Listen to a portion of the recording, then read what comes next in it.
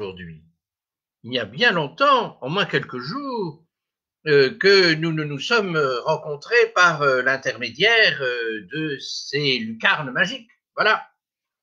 Alors, bien entendu, comme nous tous, je range mes bibliothèques et comme nous tous aussi, je me demande ce que devient de par le monde cet épouvantable virus en forme de couronne d'épines, cette cochonnerie. Et il m'est venu à l'idée aujourd'hui en particulier de rendre hommage, tout le monde rend des hommages, on fait ce qu'on peut aux chercheurs, voilà, qui de par le monde s'évertuent à chercher le pourquoi et le comment de cette bestiole qui met à l'arrêt une bonne partie du monde. Voilà. En rangeant donc ma bibliothèque, j'ai trouvé ce livre, Patrick Deville, Peste et choléra. Ah, je me suis dit, là, on est en plein dans le mille. Vraiment, voyons ce que c'est. Et alors que le monde des sciences est un monde, je dois avouer, qui m'est relativement étranger, j'ai été passionné par ce livre où il parle d'un médecin bactériologue 1863-1943, Alexandre Yersin. Avez-vous entendu parler de Alexandre Yersin? C'était un très très grand homme.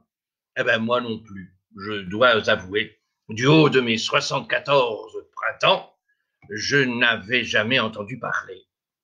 Je suis désolé de ce monsieur-là. Eh bien c'est une erreur, parce que c'est un homme, mais alors totalement remarquable, dont la vie, en effet, est tout à fait un roman, et qui était de la bande à Pasteur. Pasteur, ce grand, grand bonhomme, voilà. Alors, il faut vous imaginer ce jeune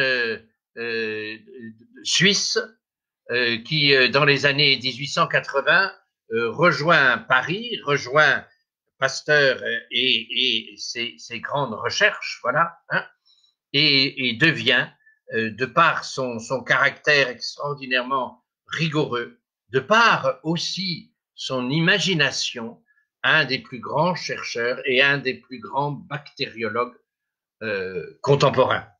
C'est lui qui a découvert le bacille de la peste et il s'installera à partir de 1894 en Indochine, à Nha Trang, loin du brouhaha des guerres, multipliant les observations scientifiques et développant la culture de l'EVA et de l'arbre à quinquina, la fameuse quinine qui n'ont pas guéri du paludisme. On n'a pas encore trouvé un vaccin, mais qui l'éloigne beaucoup. Et alors, pour raconter cette formidable aventure scientifique, il n'y a aucun doute, un romancier est quelqu'un de privilégié.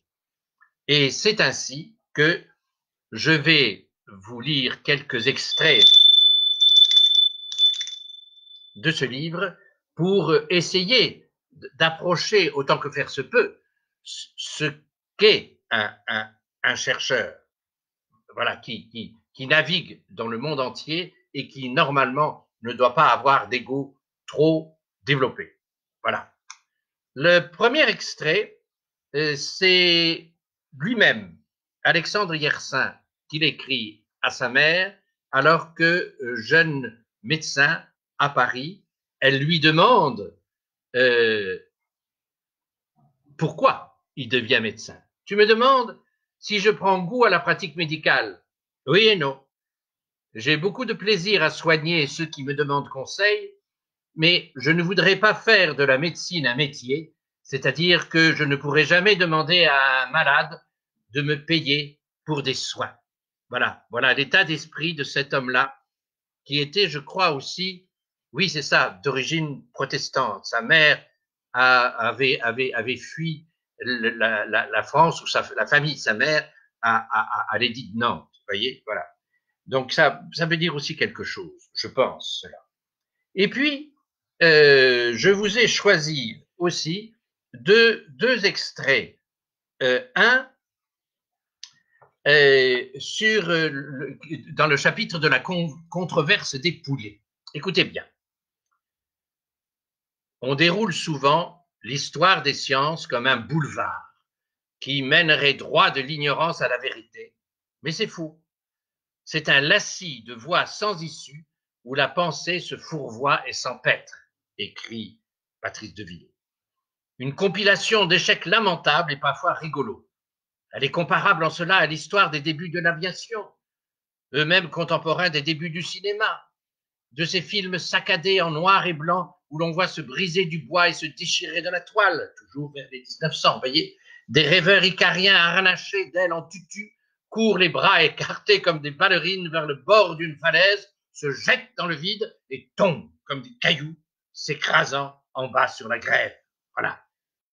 Comme les recherches aussi des chercheurs. Et, excusez-moi,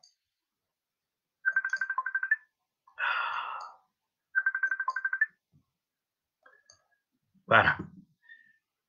Alors, je vais vous citer aussi deux extraits de Pasteur lui-même, le grand homme et le patron de Yersin.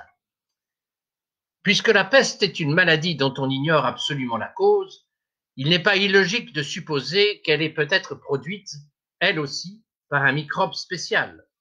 Toute recherche expérimentale devant avoir pour guide certaines idées préconçues, on pourrait sans inconvénient et très utilement peut-être aborder l'étude de ce mal avec la croyance qu'il est parasitaire. Voilà. Certainement, les chercheurs actuels qui se penchent sur le Covid, machin, doivent se poser aussi ce genre de questions. Pasteur continue en disant « Dans les champs de l'observation, le hasard ne favorise que des esprits préparés. » Voilà. Donc, il faut avoir à la fois une très grande culture et aussi, et c'est ça le génie, en quelque sorte, l'intelligence de capter ce qui, à première vue, pourrait ne pas être la bonne voie. Voilà. Il dit aussi, Pasteur, en avançant dans la découverte de l'inconnu, le savant ressemble au voyageur qui atteint des sommets de plus en plus élevés, d'où sa vue aperçoit sans cesse des étendues nouvelles à explorer. Et enfin, et nous conclurons là-dessus, Pasteur, lors de son discours de réception à l'Académie française, dit ceci. Peut-être la foule ignorera votre nom, à vous autres les chercheurs, et ne saura pas que vous existez, mais vous serez connus, estimés, recherchés par un petit nombre d'hommes éminents, répartis sur toute la surface du globe, vos émules, vos pairs dans le Sénat universel des intelligences, eux seuls ayant le droit de vous apprécier et de vous assigner un rang mérité, dont ni l'influence d'un ministre, ni la volonté d'un prince, ni le caprice populaire ne pourront vous faire descendre, comme ils ne pourraient vous y élever, et qui demeurera tant que vous serez fidèle à la science qui vous le donne. Voilà, mes amis, je vous livre ces quelques réflexions en hommage aux hommes et aux femmes qui recherchent actuellement comment vaincre cet épouvantable virus. Patrick Deville, Peste et choléra. À très bientôt. Et n'oubliez pas de regarder les oiseaux dans le ciel, les nuages, les merveilleux nuages, et de bien vous aimer.